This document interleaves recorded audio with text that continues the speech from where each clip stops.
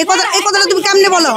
No, কেন কেন তুমি উড়ে দেওয়ার চিন্তা করো? যে ফাউন্ডেশনের নামে আপনারা লাখ লক্ষ টাকা নিতেছেন, যে ফাউন্ডেশনে প্রুফ দিতে পারবে? ফাউন্ডেশন টাকা নিয়ে আপনারা কালকে রাতে বেলা যেটা হইছে সেটা কিভাবে পাবলিশ করছেন? শুধু এরকম ভাবে করলে হবে না। এই সন্তানদের জন্য আমি কতটুকু নড়ি। চক্ষু হসপিটালে যাও, উপদেষ্টাদের, স্বাস্থ্য উপদেষ্টাদের কাছে যাও, কতদিন তার সাথে আমি কাজ করি।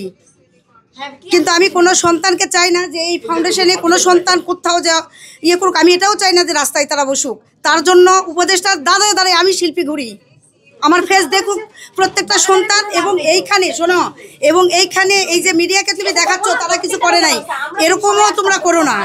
কারণ যেটা হচ্ছে সেইটা আমরা স্বাভাবিকভাবে বলতেছি বারবার, যে বারবার সুন্দরভাবে হচ্ছে, আমরা সুন্দরভাবে করার চেষ্টা করতেছি। আমাদের জুলাই ফাউন্ডেশন, তুমি ছোট্ট একটা মেয়ে, তুমি কেমনে বলো জুলাই ফাউন্ডেশন উড়ে দিবা? এই কথাটা তুমি কেমনে বলো?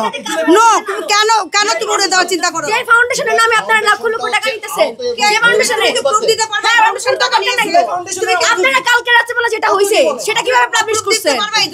বাংলাদেশের একমাত্র স্মার্ট সিটি বসুন্ধরা এখন আরো নিরাপদ, আধুনিকতায় আরো এক ধাপ এগিয়ে। সেটা কিভাবে আপনি করতেছেন? আমার ভাইরা যেভাবে আছে সেটা তোমরা বলবে না। জুলাই ফাউন্ডেশনের টাকা নেই, আমরা কথা বলে আসছি। এই টাকা কেন উঠায়? আপনি আমাকে বলুন। শোনো, তোমাদের নিয়ে নিজে কাজ করি, বারবার ভিক্ষার মতো আমি উপদেষ্টাদের দ্বারা দ্বারা যাই। আমরা তোমরা আমাদের ভাইদের জন্য আমরা অনেক কিছু করছি। আমি ভদ্রভাবে কথা বলি। যে ভালো কথা বলতেছিলাম, কিন্তু উনি কথা বলতেছে। আপনি যে কথাটা বলছেন যে জুলাই সিটি ফাউন্ডেশন আমরা উড়াই দেই, না, ওরা আসছে, আমি বলছি উড়াই দেওয়ার কথা বলি নাই, বলছি ওরা ওদের জায়গায় যদি আমরা সবাই মিলে আসতাম, কারণ ওদেরকে আপনারা প্রিটেন্ড করছেন এইভাবে।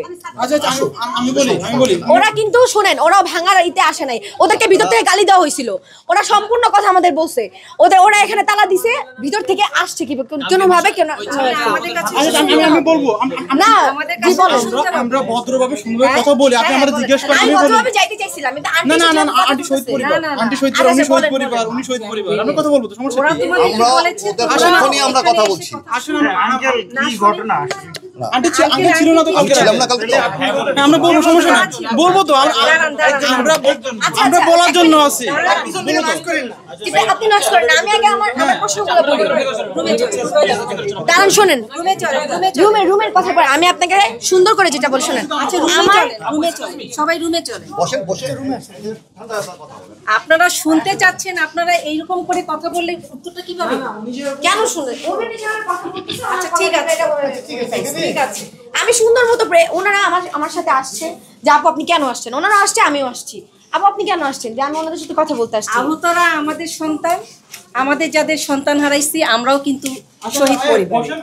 আপনারা যদি অফিসে সন্তান মনে করতেন আন্টি, কালকে যখন ওরা শান্তিপূর্ণভাবে, আচ্ছা ঠিক আছে, ওরা তালা মারছে, ওদের ক্ষোভ যে 6 মাস ধরে টাকা চাইতেছি বা যেটাই হোক আমাদেরকে টাকা দেওয়া হইতেছে না। ওদের কাছে ছিল, ওদের সঙ্গে না ওদের সাথে ছিলাম না, ওদের সাথে আমি কথা বলে আসছি এখানে। তুমি কথা বলে আসছো সব সময়, কথা দুই পক্ষ শুনে তারপরে কথা বলতে। আমি আপনাদের কাছে শুনতে আসছিলাম, উনি চিল্লাচিল্লি করতেছে। ঠিক আছে, বা উনিও শহীদের মা, কারণ এই ঘটনাগুলো প্রায় দিনেই হচ্ছে, প্রায় দিনেই হচ্ছে।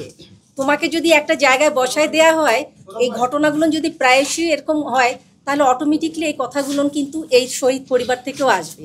তাহলে অফিসে যারা ছিল তাদের কাছ থেকে ওই কথা বাদ দেন, আপনি আপনার কথাগুলো বলেন। আমি শহীদ পরিবারের জেনারেল সেক্রেটারি, তো ঘটনাক্রমে আমি কালকে ভীষণ অসুস্থ ছিলাম। তো অফিসে আজকে যারা আছে, কালকে যারা ছিল তারাই বলবে। কালকে কে কে উপস্থিত ছিল? তুমি ছিলা, তোমাদেরকে ক্যামেরাতে দেখা গেছে। এদিকে আসো, যে কোনো একজন বলেন।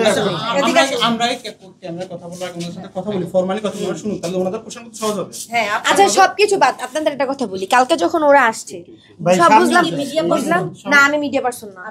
আমি মিডিয়া পারসন হইলে আমার পরিচয়, আমি একজন সহযোদ্ধা, জুলাইয়ের একজন